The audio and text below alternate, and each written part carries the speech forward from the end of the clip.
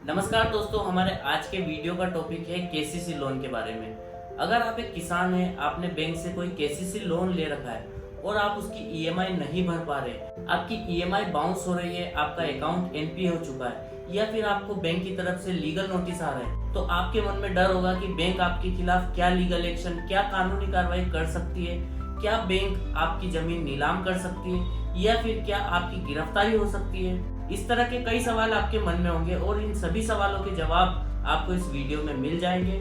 और अगर आपके मन में कोई डर है तो वो डर भी इस वीडियो के बाद खत्म हो जाएगा। तो वीडियो को एंड तक देखें और आपने हमारा चैनल सब्सक्राइब नहीं किया है तो जल्दी से कर लें, क्योंकि इस चैनल पर हम आपको बैंक से जुड़े लीगल नॉलेज के बारे में अपडेट करते रहते हैं। तो आइए वीडियो को शुरू करते हैं। केसीसी लोन, केसीसी का फुल फॉर्म होता है किसान क्रेडिट कार्ड। यह वो क्रेडिट कार्ड नहीं है जो बैंक की तरफ से आजकल हर चौराहे पर देने वाले खड़े होते हैं। केसीसी किसान क्रेडिट कार्ड एक तरह का लोन होता है जो बैंक किसानों को अपनी जमीन के अगेंस्ट प्रोवाइड करता है।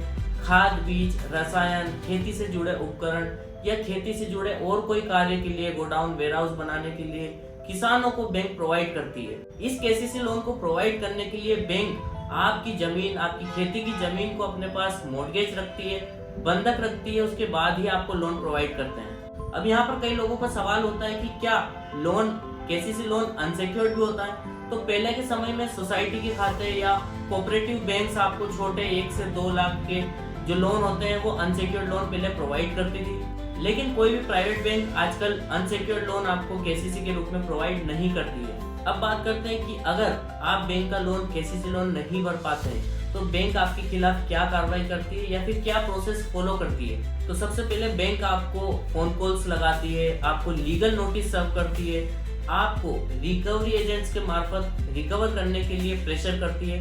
रिकवरी एजेंट्स को आपकी जमीन पर, आपके घर पर, आपके रिश्तेदारों के यहाँ पर भी भेज सकती है। लेकिन इस बात का ध्यान रखें कि रिकवरी एजेंट्स के पास ये अधिकार नहीं है कि वे आपसे बदतमीजी करें, आपको गाली गलौज करें या फिर आपके रिश्तेदारों के यहाँ जाकर लोन की मांगनी करें, क्योंकि गांव में किसान चाहे गरीब हो, किसी भी परिस्थिति में हो, लेकिन अपने मान सम्मान का पूरा ध्यान रखती है और इसी कारण से बैंक इसका नाजायज फायदा उठाकर इस बात को पब्लिकली घोषित करती है और आपसे रिकवरी करने के लिए आपको प्रताड़ित किया जाता है। हमारे देश में जय जवान जय किसान बोला तो जाता है, लेकिन किसानों का ध्यान, किसानों की फिक्र किसे होती है?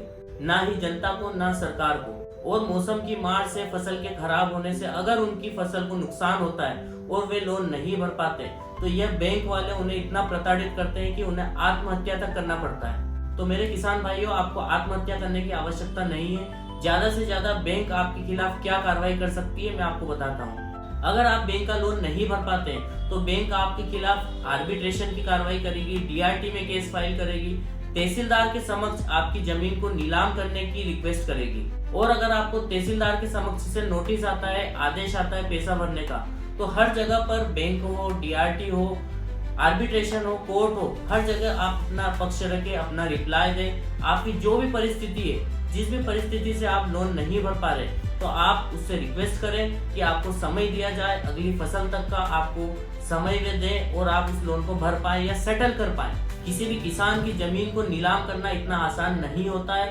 बैंक सालों तक प्रयास करती है कि आप किसी भी तरीके से उनका लोन भर दें।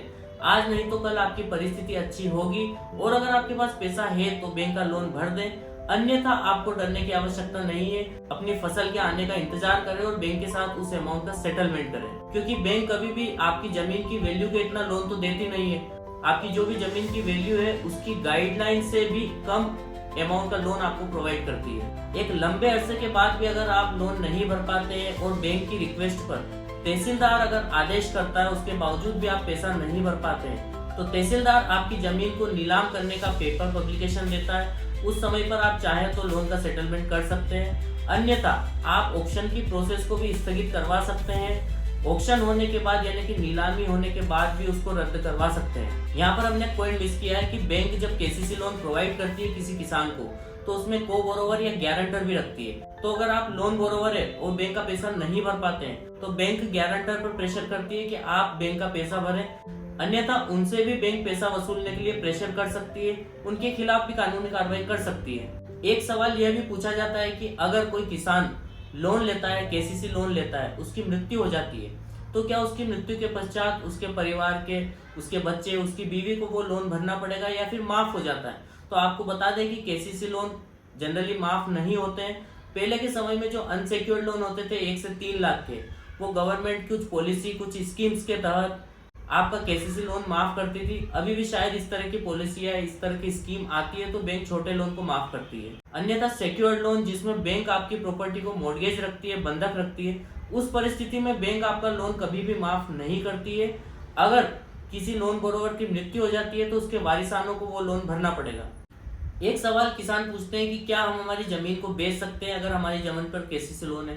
तो आपको बता दें कि आपकी जमीन के असल दस्तावेज लोन देते वक्त बैंक अपने पास बंधक रखती है और वह जमीन सब रजिस्ट्रार के समक्ष बंधक होती है। तो अगर आप किसी को जमीन बेचेंगे तो रजिस्ट्री तो कर पाएंगे बट उसका नामांतरण नहीं कर पाएंगे और यह एक तरह से इलीगल भी हुआ।